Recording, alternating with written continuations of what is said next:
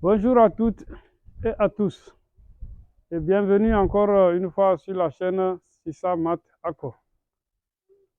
Aujourd'hui, nous allons faire le calcul intégral. Nous allons utiliser essentiellement les primitives pour calculer les intégrales. Pour calculer une intégrale, il y a plusieurs méthodes, mais les exercices que j'ai choisis, nous allons juste déterminer la primitive de la fonction sous intégrale et ensuite calculer l'intégrale. OK. Donc, notre premier exemple, c'est de calculer l'intégrale i égale à moins 4, intégrale de moins 4 à 0 de 1 sur racine carrée de 1 moins x dx. Donc, comme je le disais, nous allons chercher une primitive de 1 sur racine carrée de 1 moins x. Voilà. Alors, pourquoi Par définition, quand nous disons l'intégrale de a à b de f de x dx, c'est égal à f de x à prendre entre a et b, où grand F est une primitive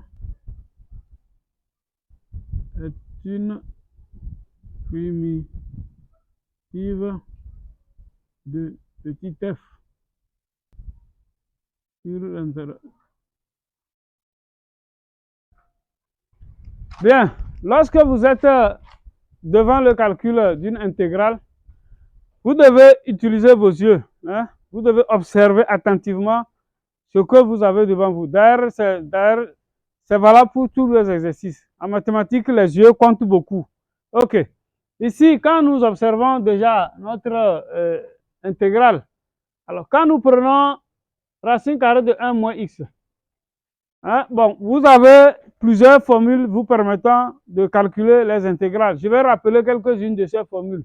Nous savons par exemple que si nous voulons calculer, nous voulons chercher la primitive d'une fonction qui est sous la forme u' fois u puissance n. N peut être un nombre rationnel non nul. Voilà, u' fois u puissance n a pour primitive 1 sur n plus 1 u puissance n plus 1. Voilà. Mais si je veux par exemple une primitive de u' sur u puissance n, je rappelle que u est une fonction. U est une fonction. U' sur u puissance n a pour primitive moins 1 sur n moins 1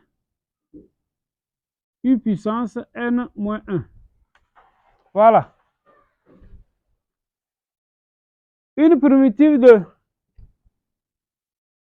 u' sur racine carrée de u est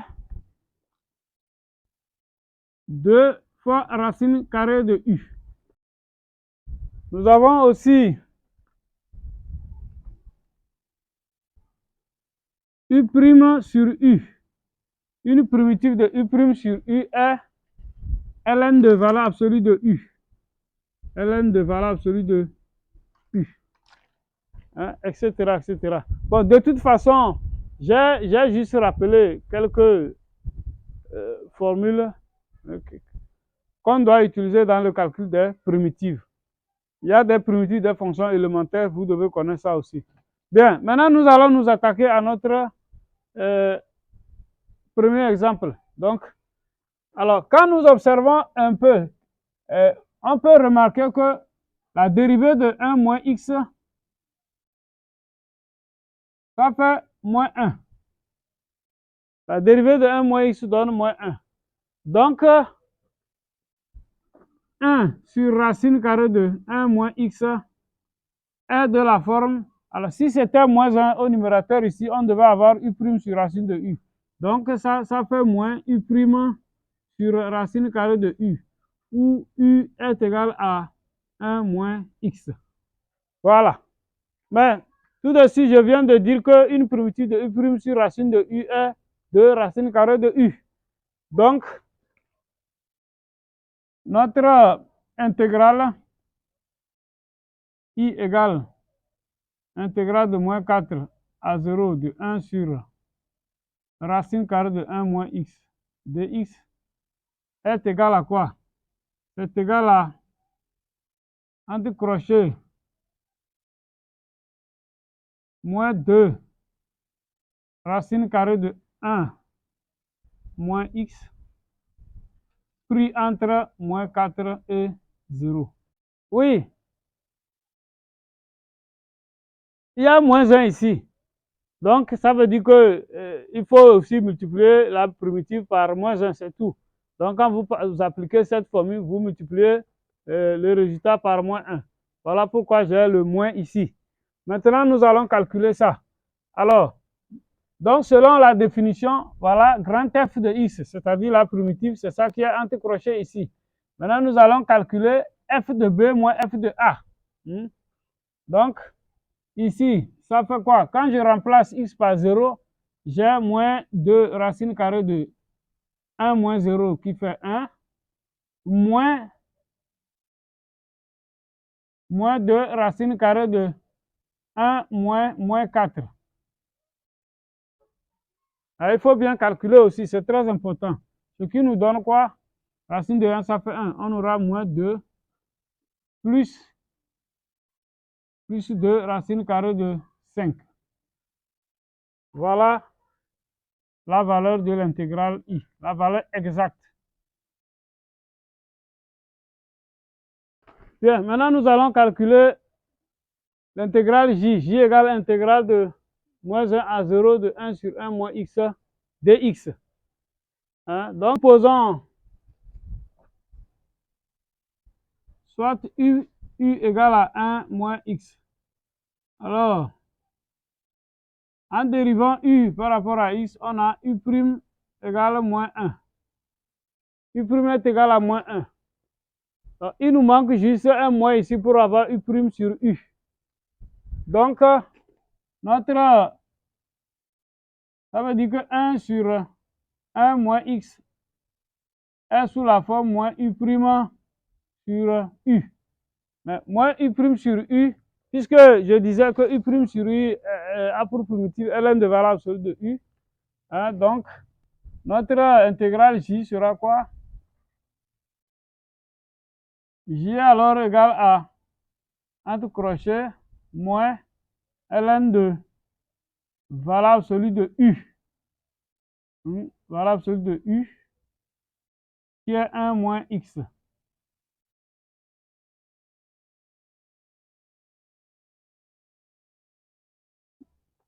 Pris entre moins 1 et 0. Ce qui est égal à, maintenant nous allons remplacer. Alors, quand je remplace x par 0, j'ai moins ln de 1. Mais ln de 1 égale à 0. Donc ça nous donne 0. Maintenant, moins l'image de moins 1. Donc plus ln de valeur absolue de 1 moins 1. Ce qui est égal à ln de 2. Donc l'intégrale j est égal à ln de 2. C'est tout. Bien. 3. K égale intégrale de 2 à 3 de moins 4 sur 1 plus x le tout au carré dx. OK? Bien. Ici, si nous dérivons 1 plus x, la dérivée de 1 plus x, ça fait 1. Mais notre cas, voilà, l'intégrale est linéaire. L'intégrale k peut encore s'écrire moins 4 intégrale de 2 à 3 de 1 sur 1 plus x au carré dx. Voilà. Donc, il nous suffit de connaître une primitive de 1 sur 1 plus x le tout au carré. Bien. Donc, comme je le disais, si nous posons soit u égale à 1 plus x, alors, si nous posons u égale à 1 plus x, u' de x, ça fait 1.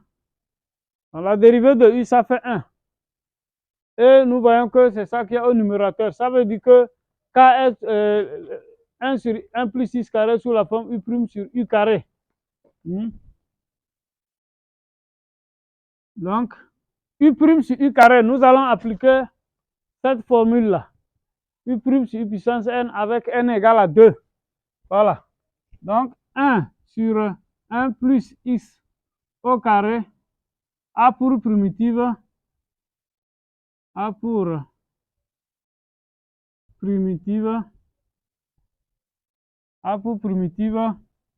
moins 1 sur 2 moins 1 plus x puissance 2 moins 1. Ce qui est simplement égal à moins 1 sur 1 plus x. Voilà. Donc, K est alors égal à quoi? Donc, K égale moins 4. Entre crochets, on prend moins 1 sur 1 plus x pris entre 2 et 3. Voilà. Ce qui nous donne quoi? Alors, le moins là, on peut le sortir ici, si on veut. Ça fait 4 crochets 1 sur 1 plus x pris entre 2 et 3. Ce qui nous donne quoi? Alors, quand on remplace x par 3, ça fait 1 quart, donc 4 facteur de 1 sur 4, moins, quand je remplace x par 2, ça fait 1 sur 3. Alors, nous allons additionner 3 moins 4, ça fait moins 1 sur 12. 4 facteur de moins 1 sur 12. Ce qui donne quoi? Moins 1 tiers.